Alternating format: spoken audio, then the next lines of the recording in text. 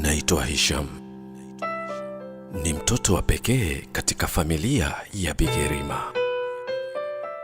Wakati Mungu anaiumba dunia na kuijaza kwa mapambo, ndipo alipoumba hisia na kuzijaza katika vifua vyetu. Ila ni ngumu kutambua moyo wa mtu umependa nini kwa wakati gani. Nakupenda ni neno rahisi na ni wachache wenye kutambua thamani yake. Sina wazazi wala mpenzi. Kutoka leo hii sitapenda na wala sitaoa. Una maana gani?